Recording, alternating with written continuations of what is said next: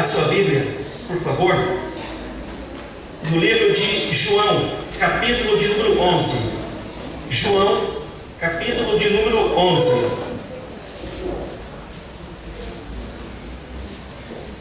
Nós vamos ler apenas 3 versículos, então nós temos a base da nossa palavra aqui, mas é um texto conhecido e eu vou explicar para vocês algo que Deus colocou no meu coração. Já faz alguns dias que eu estou com essa palavra no meu coração e eu quero passar para você essa palavra. João, capítulo de número 11, versículo de número 1 e 2. Depois nós vamos ler o 31. Estava enfermo Lázaro de Betânia, da aldeia de Maria e sua irmã Marta. Essa Maria, cujo irmão Lázaro estava enfermo, era a mesma que ungiu com um bálsamo o Senhor e lhe enxugou os pés com os seus próprios cabelos. O número de 31.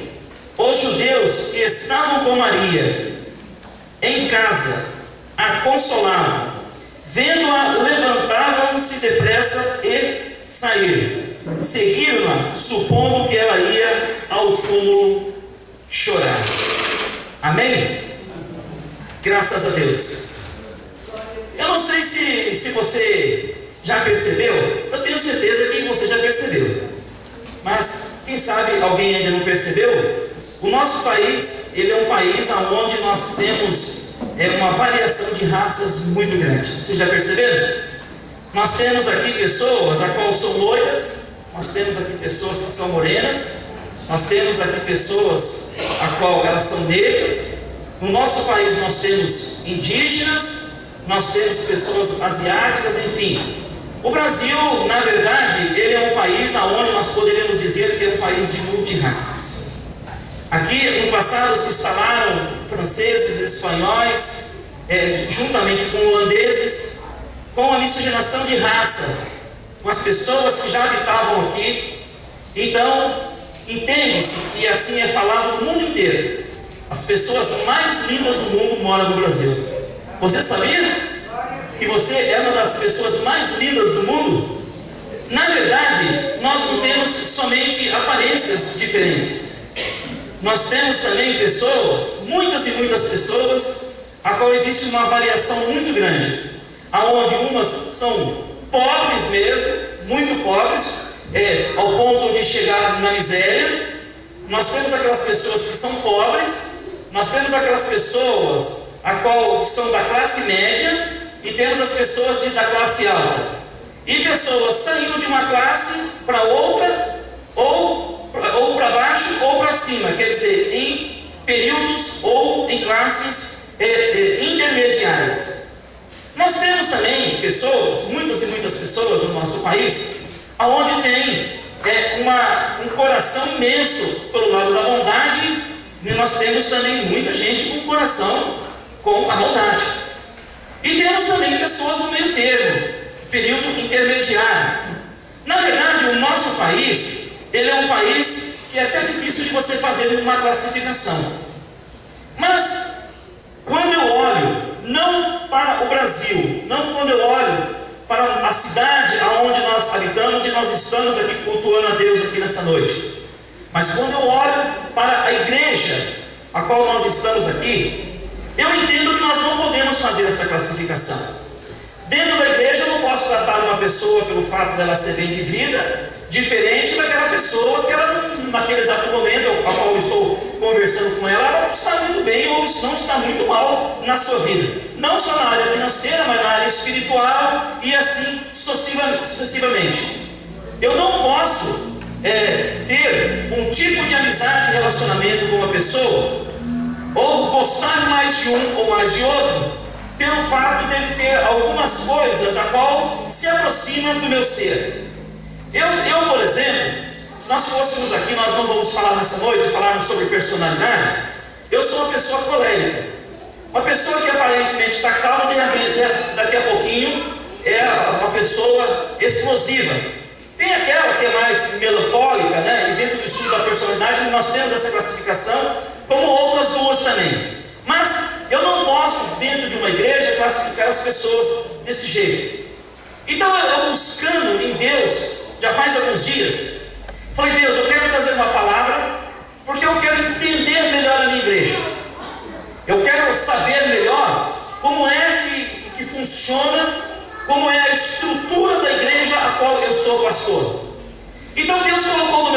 noção, uma classificação, que eu tenho certeza que você, mesmo que você pela primeira vez, você venha estar aqui nessa igreja, nem que se for a primeira vez, você vai conseguir identificar alguma coisa de um tipo de pessoa, de outro, você está na parte intermediária, ou senão você vai falar assim, não, esse tipo de pessoa sou eu. Então, ao buscar aqui em Deus, Deus colocou no meu coração essa passagem aqui no livro, a qual aqui nós chamamos livro de João, no capítulo de número 11, aonde tem aqui uma leitura muito interessante, a qual é muito conhecida de você e de mim.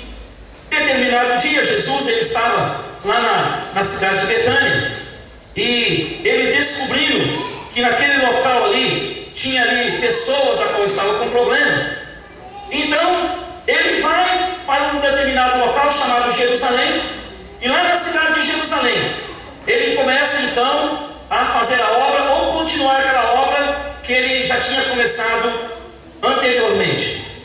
Dentro dessa visão de Jesus Cristo, ele começa então a trabalhar com as pessoas daquele local, e ele é chamado na cidade aonde morava aquele rapaz, a qual chama Lázaro, seu amigo. Essa cidade é a cidade de Betânia, e do local onde Jesus estava, segundo diz no versículo de número 18, era de aproximadamente 15 estádios. Essa medida da época de Jesus, ou essa medida bíblica, significa mais ou menos o seguinte: um estádio, ele é 1.480 metros, vezes 15. Então Jesus estava a 22 quilômetros e 200 metros do local aonde esse rapaz estava. Quando ele recebe a notícia que esse rapaz estava doente, então ele fala para os seus discípulos para ficar mais um pouquinho lá onde eles estavam, até repousam naquele local onde eles estavam, e após eles fazerem isso, eles vão lá para a cidade, e chegando lá naquela cidade, e antes de ir para essa cidade, passando em outro lugar, chegando nessa cidade, eles descobrem, pela boca da irmã de Lázaro, que aquele rapaz havia morrido. E naquele local onde esse rapaz havia morrido, não tinha somente Lázaro e essa irmã, tinha uma outra. Na verdade, era Lázaro, Marta e Maria. E nesse local onde eles estavam, não tinha somente eles. Tinha um grande grupo de pessoas que nós lemos aqui no versículo de número 31, um grupo de religiosos chamados judeus, a qual estava ali consolando aquelas pessoas que estavam naquele local. Juntamente estava com Jesus também os seus discípulos, que também eram religiosos. Dentro dessa palavra, Deus me deu uma visão de 4 tipos de pessoas que tem dentro da igreja. Tem a pessoa Lázaro, tem a pessoa Marta, tem a pessoa Maria e tem a pessoa a qual é o religioso, que é os discípulos de Jesus e também os judeus. A primeira pessoa que eu quero falar para vocês aqui nessa noite é a respeito desses judeus. Esses judeus, ou os discípulos de Jesus, eles tinham uma característica muito interessante desse versículo que nós lemos. Eles não abandonaram aquela família no momento da dor, da dificuldade. Muito pelo contrário, eles acusaram Jesus de não estar presente naquele momento, e eles estavam juntamente com aquela família. Então, eles começaram entre eles até mesmo a insinuar para a família que Jesus havia abandonado o seu amigo Lázaro, o seu grande amigo. Na verdade, um amigo a gente nunca abandona, não é verdade? Mas essas pessoas, no momento da dor, acharam que Jesus havia abandonado. A prova disso, que quando que uma das irmãs de Jesus vai conversar com ele no meio do caminho, que foi receber ele, pegou e falou assim: olha, o seu amigo Lázaro morreu. Se você estivesse aqui, ele não havia morrido. Aonde que ela arrumou isso? Os judeus pegaram e falaram para a família e para as pessoas que estavam naquele local. Qual é o problema da pessoa a qual está enquadrada nesse grupo de pessoas religiosas? A pessoa religiosa, ela tem muito disso, meu irmão. A pessoa religiosa, ela culpa aquelas pessoas que não estão perto dela no momento de dificuldade. As pessoas que são religiosas, elas acusam outras pessoas que, quando elas ficam sabendo que no momento caminhando junto, elas pegam e começam a acusar. Mas como que elas conseguem, apesar de fazer isso, como é que elas conseguem estar próximas das pessoas e as pessoas gostarem muito delas? É muito fácil. É que elas consolam as pessoas no momento de dificuldade. O religioso, se você estiver com um problema, ele não larga você. Ele pega e fala assim: olha, não pode ficar sossegado. Eu não sei quando, mas um dia Deus vai mudar a história da sua vida. O religioso, ele chega para você e fala assim: não se preocupe não, pode ficar em paz, porque se Deus ele começou a boa obra, ele há de terminar. O religioso, ele chega para você e fala assim: olha, se as coisas não estão dando certo no local que você está, sabe o que você faz? Vai para outro lugar que você consegue a tua bênção. O religioso é aquele tipo de pessoa que quanto mais você está com problema, mais próximo ele fica de você. Sabe por quê? Como na vida dele não existe poder, como na vida dele não existe graça, como na vida dele não existe jejum, como na vida dele não existe oração, então ele tem que ter uma forma para cativar as pessoas. Então ele começa a cativar as pessoas através do carisma. Ele é consolador. Quando você vê uma passagem bíblica que você vê que tem um judeu, você pode ver que Jesus está sempre chegando depois. Você percebeu? Quando você vê que Jesus está chegando em algum lugar e fala que é no sábado, você sabe que já tem um religioso envolvido. Por quê? O religioso, nessa época aqui de Jesus aqui, ele não aceitava algumas coisas. Ele não aceitava a cura no dia de sábado. Ele não aceitava que as pessoas trabalhassem no dia de sábado. E mesmo Jesus pegando e falando assim: mas como é que não pode curar no sábado? O meu pai trabalha até nos dias de hoje. Eu quero dizer para você, meu irmão, simplesmente você ser uma pessoa religiosa não resolve o teu problema e não resolve os problemas dos outros. O que resolve mesmo é você ter o poder, a graça, a unção do Espírito Santo, para que quando você determinar mal, saia daquela casa e venha sair. Quando uma pessoa estiver enferma, você fala assim: ei, pode ser curada agora, em nome do Senhor Jesus você vai ser curada. Essa pessoa vai ser curada. Se você crê que isso é possível na sua vida, levante as suas mãos para o céu e adore o Senhor aqui nessa noite. Aleluias. Um outro tipo de pessoa que tinha aqui, que com certeza tem na nossa igreja, é o crente Maria. O crente Maria não é a irmã Maria. E a crente Marta não é a irmã Marta também da nossa igreja, que nós vamos falar depois. O crente Maria é aquela pessoa que ele tem um zelo inestimável pelas coisas de Deus. É uma bênção. Se você conversar com ele sobre as coisas do céu, é a coisa mais linda do mundo. Você pega e fala: irmãos, eu estou preocupado. Não se preocupe, vai descer um cavalo, uma carruagem de fogo do céu e vai consumir todos os seus erros e todos os seus pecados. O crente Maria, quando a pessoa ela começa a ter problemas, dificuldades, ela chega na pessoa e fala assim: não, vale a pena, irmão, porque a nossa luta não é para nós conseguirmos as coisas aqui nessa terra aqui. As nossas coisas é para nós conseguirmos as coisas do céu. O tempo Maria, o crente Maria, é aquele que você conversa com ele, então você começa a falar as coisas que estão acontecendo, ele fala assim: já está chegando o tempo de Jesus vir. Sabe por quê? Olha as coisas que estão acontecendo lá fora. É pai matando o filho, filho matando o pai, e começa a falar dos problemas que estão acontecendo, que nem aconteceu esses dias, de uma pessoa pegar e tacar fogo na outra por causa de 30 reais. Então é motivo de ele pegar e falar assim: olha, Deus é tremendo, Deus já está vindo buscar a sua igreja. Quer dizer, as coisas que estão acontecendo aqui embaixo, na terra, não tem nenhum significado para ele. Na cabeça dele, ele é peregrino na terra, porque na Bíblia tem um versículo que diz que nós não somos dessa terra, que nós somos peregrinos. Então na cabeça dele, ele está de passagem aqui. As coisas que acontecem aqui para ele aqui, tanto faz. Comigo, com você, com ele, tanto faz, porque ele se preocupa somente com as coisas do céu. O crente Maria, ele é 100% céu e 0% terra. Não conte com ele para nada que ele não faz. Não conte ele para fazer um evento que ele não aparece e não ajuda. Não conte com ele para pegar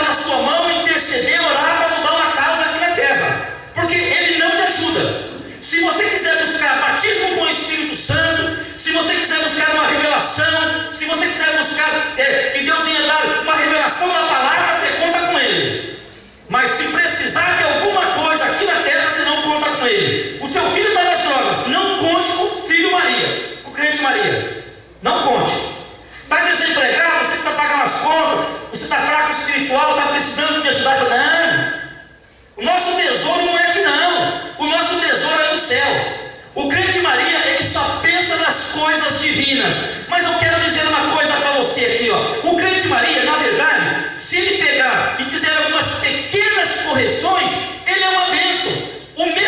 A mesma desenvoltura, a mesma capacidade de conseguir visualizar as coisas do céu, se ele conseguir visualizar aqui na terra, ele é uma tocha nas mãos de Deus. Então eu quero dizer para você, meu irmão, se você é uma pessoa super espiritual, mas somente para as coisas do céu, eu quero dizer para você nessa noite, nessa terra que Deus está contando com você. Sabe por quê? Deus colocou você como luz, como sal da terra. Você precisa iluminar as pessoas, você precisa salgar as pessoas. Deus precisa olhar para você e contar com você. Então, se você é crente Maria, nessa noite eu quero dizer para você, comece a levantar as mãos para o céu e falar assim: Deus, eu não quero somente um arrebatamento, eu não estou mais somente preocupado com as coisas escatológicas do fim dos tempos. Deus, eu estou preocupado com a minha família, eu estou preocupado com o meu vizinho, eu estou preocupado com os irmãos da igreja, eu estou preocupado com aqueles meninos que estão lá usando crack com 10, 12 anos, eu estou preocupado com aquelas pessoas que estão com 10, 12 anos entrando na criminalidade. Sabe por quê? Quando você começar a usar a força espiritual que você tem na terra, Deus ele vai te levantar de uma tal forma que todos vão verificar que o céu é na terra e o nome do Senhor tem que ser exaltado e glorificado através da sua vida. Aleluias! Na verdade, quando Jesus ele estava naquele momento de angústia, que ele chegou na casa de um dos fariseus, quem foi que recebeu ele bem? Maria. Maria chegou lá, pegou um perfume raríssimo, foi lá e lavou os pés de Jesus. Após lavar os pés de Jesus, vai lá com o seu próprio cabelo, vai lá e enxuga.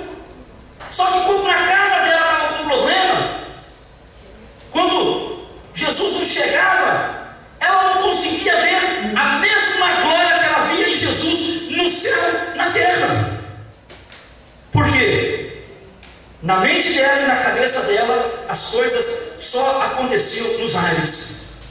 Sabe que tem muita gente assim? Que as coisas só acontecem nos ares? Se ela estiver fraca espiritualmente, se ela estiver passando por uma luta, se ela estiver desempregada, ela não tenta resolver as coisas aqui terrenas. Ela corre para um monte, corre para a vigília. Nada contra, eu sou pentecostal e gosto também do repeté. Mas as coisas do céu, elas são resolvidas no campo espiritual, e as coisas terrenas, elas são resolvidas de uma forma espiritual, mas também carnal, com atitude, com trabalho. Você já pensou, se Deus preparar uma porta de emprego para o teu filho, e tiver que Deus falar com você aqui essa noite aqui, e Deus não der uma revelação para você, você olha na Bíblia, Deus não fala nada. Um irmão que tem dom de revelação, ou senão uma pessoa muito usada por Deus, ela olha para você e não fala nada. Aí aparece uma pessoa desavisada, que eu quero falar dela depois, um outro tipo de crente. Ela chega para você e fala: não, Zé, é fácil, vamos fazer uma campanha de 7 sexta-feira no monte. Mas segunda-feira tem que falar lá que você vai começar a trabalhar ou não. Como é que você resolve isso? As coisas terrenas se resolvem terrenamente ou espiritual. Então Maria, na verdade, ela sabia resolver muito bem as coisas espirituais, mas na hora que chegou o problema na casa dela, ela não sabia como resolver. Jesus começou a conversar com ela, entrou na casa dela, viu aquele monte de religiosos lá, tudo chorando com ela. Os discípulos se comoveram. Senhor, eu tivesse vindo antes, né? Talvez ele estava nessa situação. Os discípulos de Jesus não estavam entendendo o que estava acontecendo. Os discípulos de Jesus estavam na mesma condição de Maria. Começaram a sentir o gosto pelas coisas do céu e esqueceram das coisas terrenas. Você sabia que tem muita gente que faz isso? Ela começa a pegar gosto pelas coisas do céu, ela não está nem aí com a família dela mais, ela não está nem aí mais com o local que ela trabalha. Ah, meu patrão está querendo mandar embora. É propósito de Deus.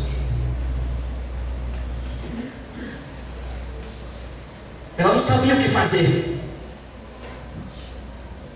Chega para a irmã dela, fala: Marta, Jesus, ele está aí. Ele quer 2 dedinhos de prosa com você. Ele quer conversar com você um pouquinho. Aí Jesus vai conversar com Marta. Aí Marta começa a conversar lá, muita fome, vai lá e prepara a comidinha para Jesus. Ela estava tão preocupada com Jesus que ela só via Jesus espiritual, parecia que não tinha fome. Muitas pessoas são assim, viu? Muitas pessoas pensam que outras pessoas não têm fome. Muitas pessoas pensam que outras pessoas não têm problema. Um dia desse, uma pessoa chegou para mim e falou assim: pastor, eu estou muito triste, porque as pessoas não me entendem. Como ela era uma pessoa que tinha estrutura para ouvir o que eu vou falar para vocês, eu peguei e falei para ela: você não está entendendo. Você me disse que você é crente há 16 anos, não é? Crente com 16 anos, ele não tem que entender os outros. As pessoas não têm que entender ele. Um crente de 16 anos, ele já sabe que tudo que ele tiver que fazer é para o outro. O crente, quando ele chega em um determinado tempo, que ele está na presença de Deus, ele não vive mais para ele, ele vive para Cristo, como o apóstolo Paulo disse. Então tudo que acontece debaixo da terra é propósito de Deus. É porque Deus quer usar como canal de bênção, como instrumento de mudança de uma comunidade, de uma casa, de uma família, ou até mesmo de uma sociedade inteira. Quando Deus, ele levanta uma pessoa para fazer a sua obra, a pessoa tem que entender alguns parâmetros. Por exemplo, louvor é para que eu possa falar com Deus e mostrar a minha satisfação e a minha alegria de estar com Ele. O louvor não é para me exaltar.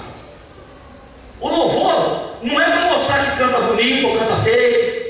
Não é para mostrar que na igreja nós temos um grupo grande ou pequeno. Não é para isso. Toda vez que tiver uma música, e essa música foi uma música cristã, uma música realmente que foi feita para a adoração de Deus, nós temos que louvar para adorar a Deus. Todas as vezes que nós levantarmos os nossos olhos para o céu, é para nós louvarmos e adorar a Deus. E a palavra é para edificação da minha vida e de uma outra pessoa. Muitas pessoas, elas se acham tão espiritual que todos os louvores levam ela ao arrebatamento. E se for aqueles louvores mais animadinhos, então começa a pular, começa a rodar. Só que na hora da palavra não consegue ouvir um versículo.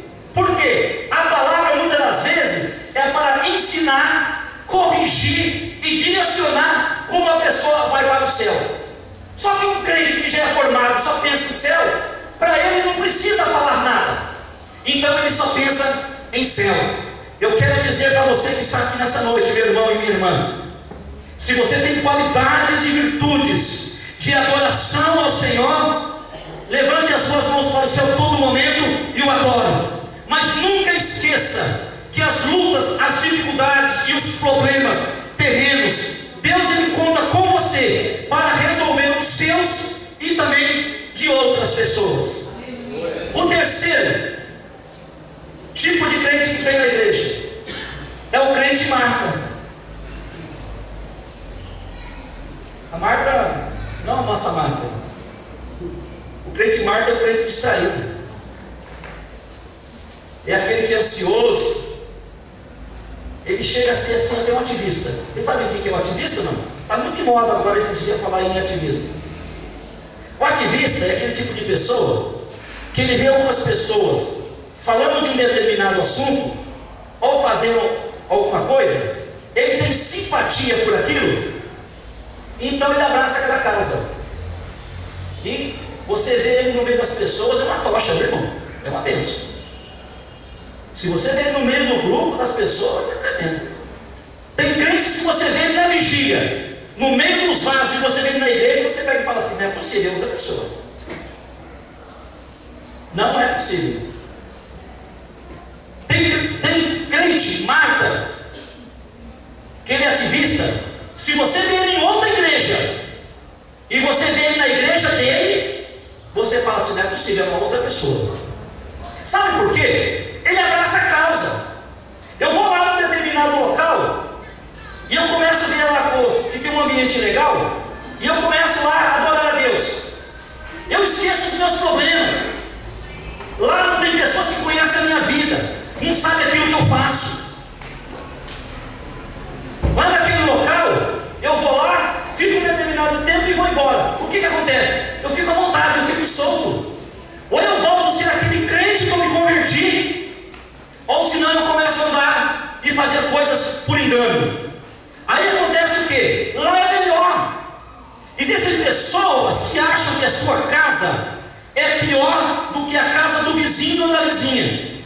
Quantos e quantos jovens começam a namorar, ficam noivos, começam a ter problema dentro da sua casa, porque a casa do namorado ou da namorada parece que é melhor. Sabe por quê? Lá faz o que quer e abraça uma causa, né? A menina na casa dela nunca cozinhou, pastor Cícero, nunca fez nada. Chega na casa da sogra: vou fazer uma lasanha, deixa comigo que é minha especialidade,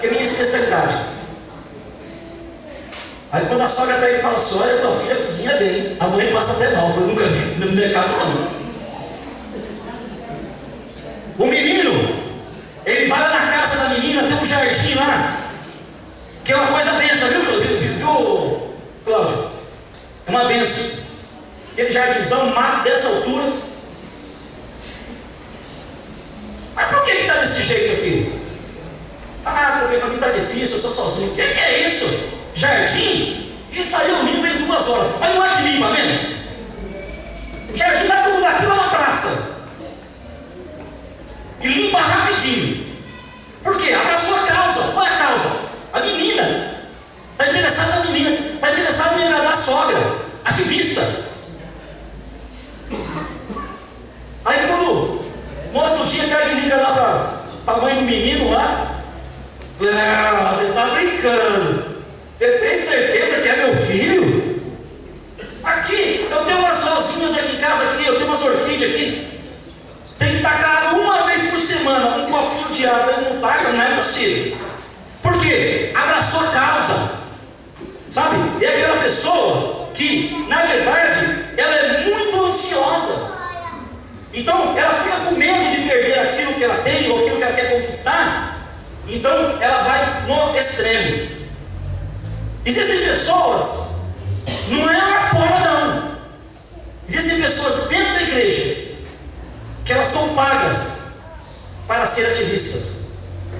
São pregadores Marta, são evangelistas, pastores, bispos, apóstolos Marta. Eles são ativistas.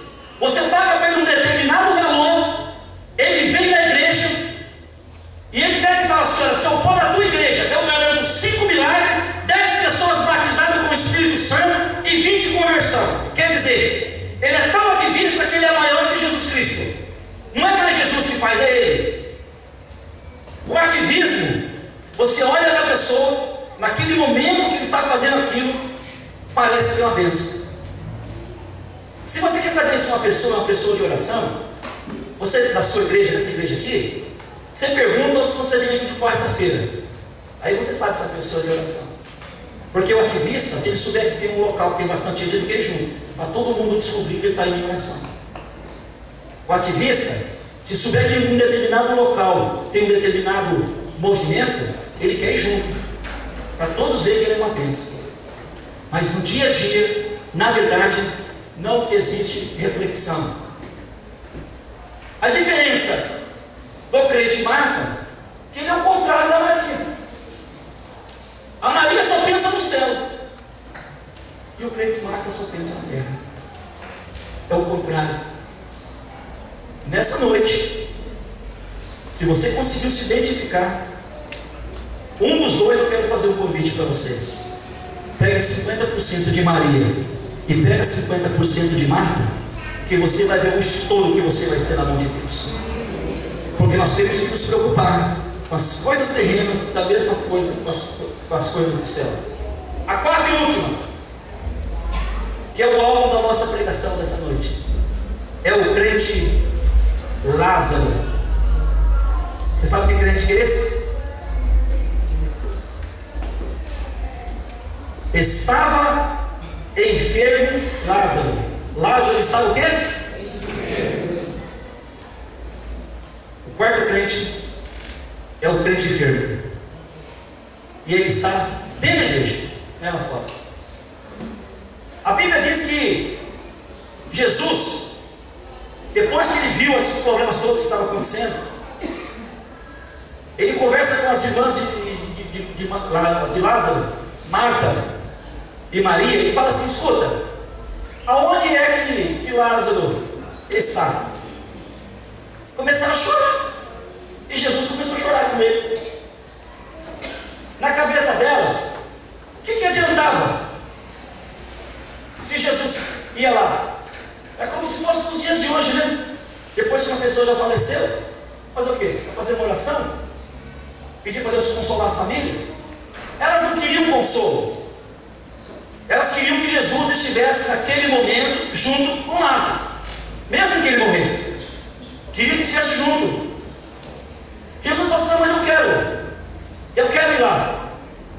E o interessante é que eles levaram, e quando se aproximou do local, todo mundo ficou olhando para Jesus, inclusive os religiosos.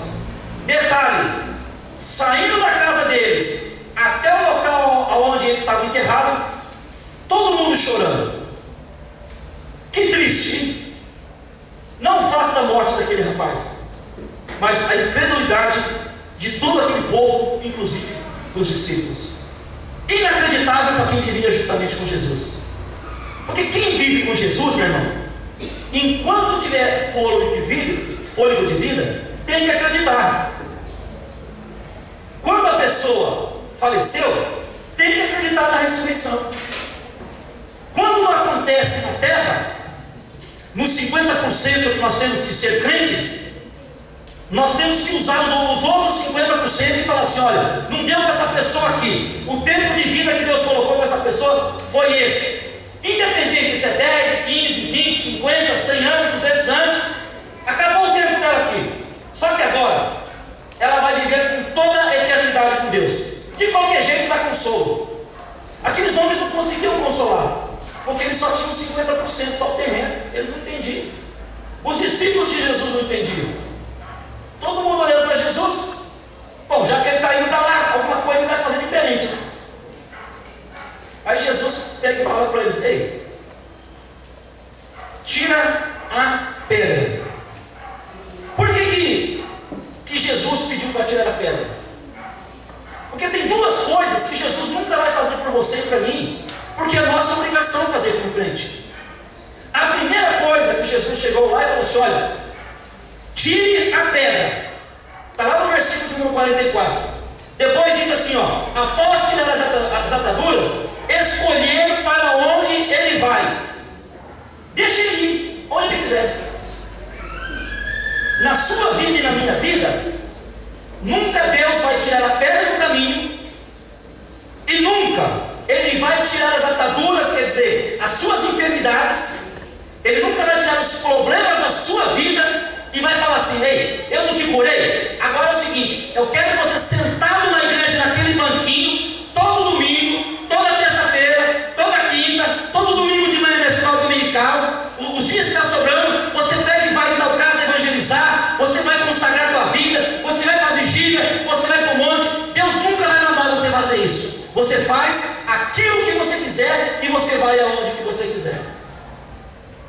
Jesus havia curado 10 leprosos, mandou embora. E algumas vezes ele até pegava e falava para as pessoas: olha, não conta para ninguém.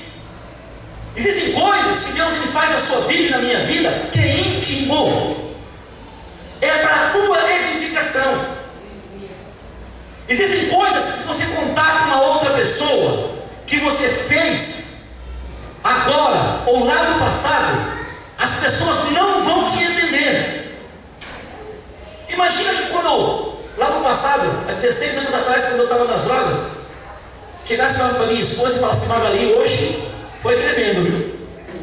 Saí na rua aí, as pessoas mexendo comigo, dei 3 tiros e não acertou em ninguém. É briga, não acerta, não é? Já pensou você chegar na tua casa, pegar e falar assim: ó, benzinho, o dinheiro que eu tinha eu gastei tudo, mas pode ficar sossegado, viu? Mês que vem eu vou ganhar outro. O que você fez? Ah, eu peguei e gastei tudo em tal coisa. A pessoa sabe que não pode, que é legal. Numa vida cristã não pode fazer aquilo, não dá briga. Só que você perde aquilo e você fala assim: peraí, isso eu não posso fazer mais. Então é aprendizado que você tem. Você passa por algumas situações na sua vida que você pega e fala assim: eu não quero mais. O menino conhece a menina, tem um tipo de comportamento, um ou outro, que acha que não é cristão. Ela pega e fala assim: quer saber de uma coisa? Antes que eu me estrepe na minha vida espiritual, antes que eu morra espiritualmente, eu vou sair fora desse relacionamento. Isso é uma coisa que a pessoa tem para ela. Quando ela entrar no outro relacionamento, ela já sabe como é que é o negócio, ela pega e pula fora. Deus ele dá liberdade para as pessoas. Então, 2 coisas que nunca ele vai fazer: ele vai tirar a pedra, e a outra, depois de fazer uma obra na tua vida, ele escolher aquilo que você vai fazer. Você já pensou? Ele pegar uma pessoa que é músico lá, que toca na madrugada lá, pega um cantor famoso aí, da mídia nacional, e pegar e falar assim: bom, agora tem uma coisa, você está com câncer, né? Eu te curei, né? Agora você vai ficar lá na tua igreja, sentadinho lá, e você, quando o teu pastor chamar, você vai cantar uma musiquinha e você vai ficar sentado lá, e você é obrigado a fazer isso. Você acha que Deus vai fazer isso? Sabe por que Deus não vai fazer? Porque Deus ele não vai controlar você. Deus ele dá livre-arbítrio para você fazer aquilo que você quiser. Sabe por que eu estou dizendo isso? Porque quando Jesus chama Lázaro, ele chama por quê? Pelo nome. Jesus chama ele por quê? Sabe por que ele chama pelo nome? Porque eu creio, você não precisa crer. Porque se ele não chamasse por nome, se tivesse mais alguém naquele local morto, podia estar morto lá há 50 anos. Voltava novamente, nem lá, Ezequiel 37. Voltava novamente os tendões, voltava a carne, voltava a pele, voltava o sopro de vida daquela pessoa e ela vinha junto. Jesus chamou pelo nome. Quando Jesus ele olha para Paulo, que era Saulo, ele fala assim: Saulo, Saulo, por que tu me persegues? Por que ele chamou? Porque tinha um monte de gente junto com Saulo. Ele queria fazer a obra específica na vida dele. Moisés, Moisés, por que tu clamas a mim, Moisés? Um monte de gente clamando, mas ele queria falar exatamente com Moisés. Então ele vai lá e chama pelo nome. E na hora que ele chama, acontece o seguinte: segundo diz essa palavra que nós lemos aqui, acontece algo interessante, que as pessoas tiram as ataduras das mãos, dos pés, primeiro dos pés, depois das mãos e depois do seu rosto. Tira um lençol que está sobre o seu rosto. Eu quero explicar para vocês a revelação que Deus deu para mim. O que significa essas 3 coisas que estavam amarradas na vida desse rapaz Lázaro? Os pés. Crente que tem os pés amarrados, ele não evangeliza, ele não faz visita, ele não vai para a consagração. Crentes que têm os pés amarrados, ele só pensa nas coisas dele e não pensa nas coisas de Deus.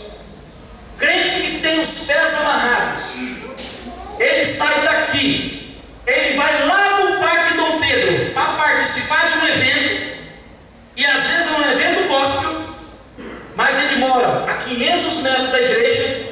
Ele não tem coragem de vir numa oração, ele não tem coragem de fazer uma visita na casa do vizinho que está com problema, ele não tem coragem nem de catar o telefone para falar com uma outra pessoa. Por quê? O confiança nele. Não é muito difícil nessa igreja, não sei se tem, pessoas fazendo campanhas em outros locais, longe, mas não conseguem fazer uma campanha dentro da sua igreja. Se marcar 7 dias aqui de campanha, vem 3, 4. Mas lá fora, se tiver 7 dias, vai 14. É missão dobrada. Porque lá é melhor. Lá você fala o que você quiser. Lá você fica à vontade. Crente que tem os pés amarrados, com ataduras, ele não espera Deus falar com ele na palavra que ele está aqui essa noite, que nem você está aqui. Ele corre atrás de revelação. Pastor, fiquei sabendo que lá em São Vicente tem uma casa lá que tem uma irmã que ela revela na palavra a tua vida. Vamos juntar um grupo para ir lá? Eu não preciso fazer isso. Deus te abençoe se você precisa desse tipo de revelação. Eu não preciso. A palavra na minha vida já está revelada. Da mesma forma que eu fui com Moisés, Josué, eu serei contigo. Aonde tu colocar as plantas dos teus pés, eu darei para ti como herança. Eu não preciso de revelação. Se eu quiser conquistar alguma coisa, eu uso o meu 50% do terreno e vou conquistar. Se for na vontade de Deus, acontece. Se não for, eu saio de cabeça erguida, porque aconteceu da mesma forma. Pastor, mas tem uma pessoa lá em São Paulo que ela só passar perto de você, e se ela soltar, você já cai no chão. Eu não preciso cair no chão, porque eu passei 18 anos, com mais 10, 28 anos da minha vida caído no chão, porque bebia demais, porque usava droga. O Deus que eu conheço, que eu sirvo, Ele não derruba, Ele levanta. Você me desculpe se eu estou contrariando você, mas Deus colocou essa palavra no meu coração. Continua, Pai. Pastor, vamos juntar um grupo de pessoas, aí está meio parado, vamos fazer um evento numa chácara. Eu não vou arrumar desculpa de fazer consagração em chácara, porque não vai ser o objetivo. O objetivo vai ser passear. Para passear nós não precisamos fazer evento. Eu pego você, você pega uma outra pessoa, monta no carro, monta no ônibus, vai a pé e vai passear, e fica mais bonito. Porque o alvo principal da minha vida e da sua vida, se tratando de igreja, tem que ser cristianismo. Jesus tem que estar na frente de tudo. Vocês viram? Alguns conselheiros pegaram e falaram assim: pastor, nós precisamos criar um evento aonde a igreja possa bombar. Mas como assim bombar? Não, se chamar tal pessoa, vem na igreja, ela faz isso, as pessoas gostam disso. Tudo bem. Quem gosta desse tipo de coisa, vai aonde a pessoa está. E quem gosta que Jesus faz a obra, fica aqui comigo aqui. Porque se nós formos lá, Deus abençoa nós lá. Se nós ficarmos aqui, Deus abençoa nós aqui, a mesma coisa. Porque Deus, Ele me leva na bênção. A Bíblia diz que aqueles que servam a Deus, a bênção corre atrás dele. Sabe o que significa isso? Se você pegar e não puder vir aqui na igreja, Deus manda lá na tua casa. Se você estiver de férias e você for lá na Bahia, na casa lá, na fazenda lá do pai da Cláudia, no meio do mato onde não tem telefone, Deus vai mandar um recado lá. Se não tiver ninguém, Deus vai usar uma mula lá para falar com você. Mas Deus vai dar bênção. Sabe por quê? Aquilo que é teu, ninguém tira. Aquilo que Deus já deu para você, você pode ficar cegado que ninguém tira. Aquilo que Deus preparou para você, os seus olhos não viram, os seus ouvidos ainda não ouviram. Aquilo que Deus preparou para você, meu irmão, você pode ter certeza que no devido tempo vai acontecer, mas você tem que ter os seus pés desamarrados. As mãos também estavam atadas, como se fosse esparadrapo, também estava amarrado. Nesse caso do corpo, bem arrumadinho. Hoje não é assim que se enterra, né? Era muito comum naquela época, quando tinha pouco espaço, a pessoa se enterrava bem em pé, né? Eu não sei como é que faz aqui no cemitério que tem aqui embaixo, não, mas o cemitério é vertical, acho que é tudo deitado ali. Mas, por que após ter desamarrado os pés, desamarrou as mãos? Quem tem um palpite? Quem tem um palpite? Quem me ajuda?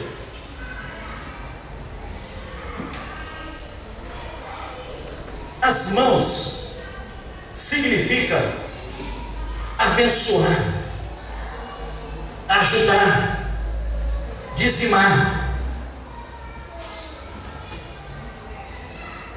Eu fiz questão de entregar o envelope antes, para não falar que eu estava usando essa palavra, para mim ficar pedindo oferta. Vocês sabem que eu não gosto de ficar pedindo dinheiro para as pessoas, eu me sinto mal. Se dependesse de mim, nem dízimo não tinha, nem envelope de dízimo não tinha na igreja. Dízimo é obrigado a dar. Os 10%, a Bíblia diz que você é obrigado a dar, que você está devolvendo para Deus aquilo que Ele está te dando. Eu gostando, você não gostando, mas é para a sua própria proteção, para Deus te abençoar, para amarrar o devorador, para que a tua vida possa prosperar. O dízimo é algo que não dá para explicar. Se você tem R$1.000, você dá 100, o 900 ele rende mais que o 1.000. Não dá para entender. É só Deus. Só que as pessoas, várias pessoas, elas não se preocupam. Quem paga a luz, quem paga o aluguel, quem compra cestas básicas para dar para as pessoas, remédios que nós damos para as pessoas, elas não se preocupam. Tanto faz. Existem pessoas que elas não se preocupam se amanhã vai chegar aqui, essa igreja ela vai estar aqui, porque se não tiver bem, não vai para outro lugar, vai para outro, vai para outro. Por quê? As mãos estão amarradas. Se você quer fazer, algumas pessoas que você conhece, ela guardar dinheiro, eu vou dar uma dica para você aqui. Quando você for sair com ela, que você for lá no shopping, aí você pega, na entrada do shopping, você tira aquela plaquinha shopping e você escreve assim, igreja. Quando ela entra na praça de alimentação, você tira a praça de alimentação, aí você coloca assim, cantina da igreja. Quando ela for nas lojas, aí você escreve assim, local de doar cesta básica. Ela não gasta um centavo. Você já viu aquela piadinha que o pessoal faz? Que encontrou a nota de R$100 cada de R$1. Por onde você anda? Ah, a de R$100 disse, eu ando pelos shoppings, eu ando pelas grandes grifes, lojas de marcas. Ah, é por isso que eu não tenho, faz tempo que eu não te vejo, diz a nota de R$1. Por quê? Ah, eu estou na sacolinha da igreja.